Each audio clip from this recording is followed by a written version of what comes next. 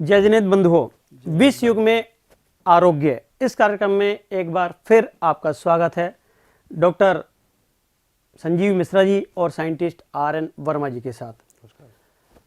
जैसा कि हम पिछले एपिसोडों के माध्यम से आपको दिखाते रहे हैं कि किस चीज़ का हमारे जीवन पे क्या दुष्प्रभाव और क्या लाभ और क्या हानि हो सकती है। आज हम बात करेंगे रिफाइंड आटा, रिफाइंड फ्लोर यानी कि मैदा जिसका नाम है। मैदा के क्या साइड इफ़ेक्ट हैं, क्या दुष्परिणाम हैं और क्या उसके लाभ हैं, किस तरह से उसको हमारे जीवन में उसको लेना चाहिए या नहीं लेना चाहिए।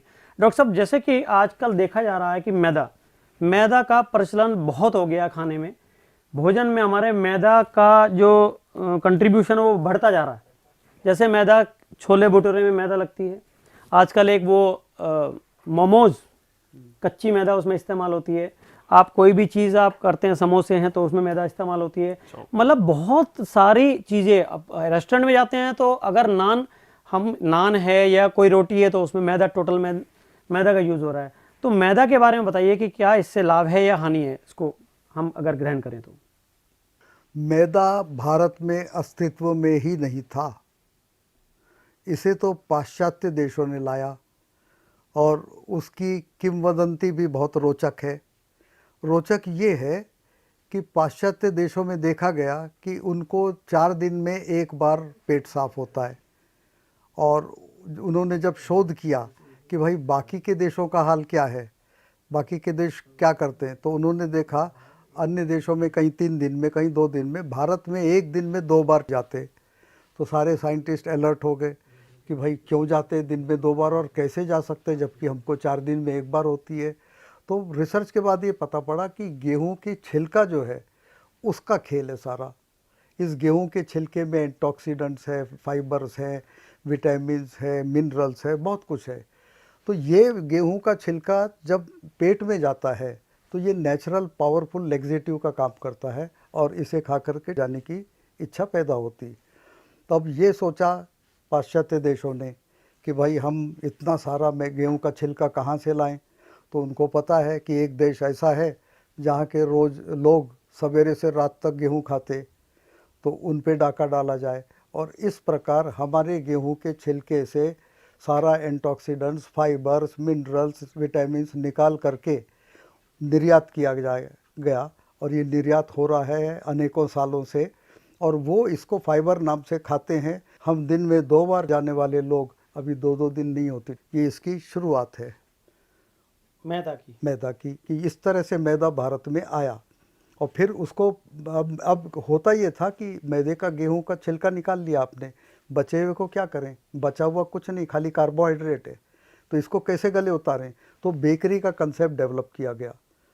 तो शुरू में बेकरी के प्रोडक्ट्स आते थे, क्या क्या नाम है मुझे याद, ब्रेड, पाव और ये सब, ये जितनी भी सब मैदा से बनने वाले आइटम हैं, पाव हो गया या ब्रेड हो गया। फिर हुआ विपिन साहब ये कि पाश्चात्य देशों की पॉपुलेशन बढ़ी, गेहूं के छिलके की रिक्वायरमेंट बढ़ी, तो उन्होंने बोला कि भाई कम छिलके से नहीं चलेगा, तो और गेहूं को ये छिलके निकालो, तो और छिलके निकाले जाने लगे। फिर बोला बचा हुआ क्या करें, तो बचे हुए के लिए फिर सेकंड कंसेप्ट डेवलप हुई। उसमें आता है pizza, burger, Maggi, momo, chow mein वगैरह वगैरह, और ये सब के सब विष हैं।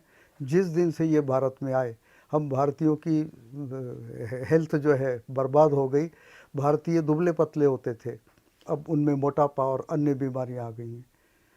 तो मैदा इस प्रकार इंट्रोड्यूस हुआ।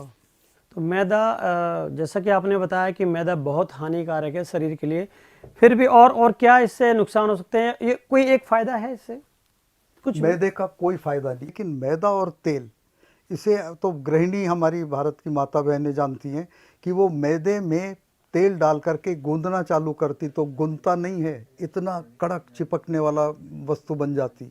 तो पेट में भी यही होता है, हम भोजन करते हैं मैदे वाला, अक्सर वो तला हुआ होता है, तो तेल और मैदे के पार्टिकल पेट में जाते हैं, फिर वो चिपकने वाला मल बनाते हैं। तो ये मैदे का एक बड़ा दुष्परिणाम। और दूसरा जो दुष्परिणाम है, मैं भाइयों बहनों को बोलना चाहूँगा कि मैदे में एलोक्सन नाम का एक केमिकल डाला जाता है। ये एलोक्सन डायबिटीज़ पैदा करता है। जैसे जैसे मैदे की चलन भारत में बढ़ता गया, तैसे तैसे डायबिटिक के मरीजों की संख्या बढ़ती गई। तो इसका मतलब कि मैदा ये हमारे जीवन के एक जहर की तरह काम करता है आपके में। ये आवश्यक नहीं था। अच्छा, जहर ये मैदा से और बीमारियां क्या क्या जन्म लेती हैं डॉक्टर साहब? पहली बीमारी आपको हमने बता दी, कॉन्स्टिपेशन। दूसरा है गुदा द्वार का कैंसर, वो मैदा से हो सकता है। मैदा से होता है। तीसरा है हृदय रोग, गुर्दे की पथरी, पित्ताशय की पथरी। ये सारे मैदे के दुष्परिणाम। पर सबसे टॉप में है जो मुझे लगता है कि ये शायद सोचे समझे डाला जाता है, वो है एलोक्सन। उससे तो सीधा सीधा डायबिटीज बढ़ता है, मेन जो प्रॉब्लम, और उससे फिर दूसरी बीमारियां जन्म उससे लेती फिर हैं। दूसरी बीमारी जन्म लेती। और उसका प्रचार कितना है स्ट्रांग। बच्चे बिना मैदे के प्रोडक्ट के रहते नहीं। वो सब चीजों में मैदा पड़ता है, जितने बेकरी आइटम है वो उनको वही खानी होती है। और मैदे के एक और दुष्परिणाम है कि मैदे को जब आप तलते हैं, खास करके ब्राउन कलर, जैसे चिप्स हैं, कई चीज़ें मैदे से हैं जो ब्राउन होने तक तली जाती हैं, तो उसमें बनता है एक केमिकल। वो ब्राउन केमिकल का नाम है एक्रिलामाइड। ये एक्रिलामाइड प्लास्टिक है। अच्छा जी। प्लास्टिक जैसे वो दिखाया जाता है ना कि ब्रेड खा रहे हैं जिसमें पिज़्ज़ा है, पिज़्ज़ा नहीं, पिज़्ज़ा खा रहे हैं जिसमें वो चीज़ है, चीज़, और ऊपर से ओवन बेक्ड है, तो वो दांत से काटते तो दिखाया जाता है कि इसे हाँ रबर बैंड जैसी चीज़ निकलती। तो ये इससे खतरनाक बनता है एक्रिलामाइड। वो उससे खतरनाक प्लास्टिक है, और वो एक्रिलामाइड और हर प्रोडक्ट मैदे का। तो वो तो जैसे समोसा है, उसको भी मैदा ऊपर ब्राउन होने तक ही तला जाता है, वो भी हार्मफुल है। हार्मफुल है। मतलब इवन कि आपने जो बताया कि मैदा और तेल जहां मिल जाते हैं वो डबल जहर का काम करता है। हाँ, चिपकने वाले मल बनाते हैं। जहाँ कॉन्स्टिपेशन हर रोग की जननी है, क्योंकि भारत में पहले गेहूं चावल, दाल सब्जी, दाल चावल रोटी सब्जी चटनी अचार खाया जाता था। अब तो हर भोजन में मैदे का समावेश है। अभी जैसे आप बिल्कुल सही कह रहे हैं। अभी जैसे नजर आ रहा है कि सुबह एक बार पेट साफ करने के लिए लोग आप कोशिश करते हैं, कोई बेड टी पीता है, कोई कुछ लेता है, कोई कुछ, पेट साफ नहीं हो रहा। ये भी एक बहुत कॉम्प्लिकेशन हो गया है लाइफ के लिए। शायद सोचा समझा अटेम्प्ट है ये। तो वर्मा जी, हमें किस प्रकार का आटा खाना चाहिए? जो मार्केट में उपलब्ध है आटे और पिसे हुए आटे में किस तरह का फ़र्क है, जो थोड़ा विस्तार से समझाएं हमारे दर्शकों को भी। आटे में सबसे बड़ा बदलाव जो आया है और जिसे कोई समझने को तैयार नहीं, वो है कि आटा पहले घर में चक्कियों में पीसा जाता था, और चक्की में पीसते समय जो आटा बाहर निकलता है उसे अगर आप तापमान चेक करोगे तो वो साधारण तापमान से 1 या 2 डिग्री ऊपर होता था। माने अगर बाहर का टेम्परेचर 25 डिग्री है तो वो 28 पे निकलेगा, और आटा आटा रहता था। अब आटा का कंसेप्ट घर में पीसना बंद हो गया। अब घर की जगह बाहर चक्की में आटा पिसाने लगे, और चक्की में जब आटा पिसाते हैं तो उस घर्षण से इतनी हीट पैदा होती कि अगर आप निकले हुए आटे में हाथ डालें तो आपका हाथ जल जाएगा। होता ये है कि चक्की से निकले हुए आटे का हर कण रोटी के रूप में बेक हो चुका है। हमको घरों में चक्की या ऐसी चक्की लानी होगी मशीन वाली, मोटर से चलने वाली, जिसका आरपीएम कम हो, टेम्परेचर उस आटे गेहूं को पिसते समय टेम्परेचर ज़्यादा ना बढ़े, और दूसरा वो आटा कोरस पिसा हुआ हो, माने बहुत मैदे जैसा नहीं। इसी प्रकार के आटे पहले खाए जाते थे, अब भी खाना चाहिए।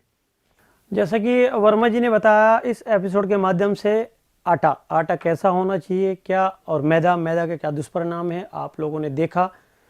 इस एपिसोड के बाद अगले एपिसोड में हम बात करेंगे वर्मा जी के साथ चीनी और दूध की। अगला एपिसोड देखना ना भूले। सभी को जय जिनेंद्र। नमस्कार। जय जिनेंद्र। इस कार्यक्रम के प्रायोजक हैं सदालन फैब्रिक मुंबई एवं Swarnashree gold and diamonds Vijayawada.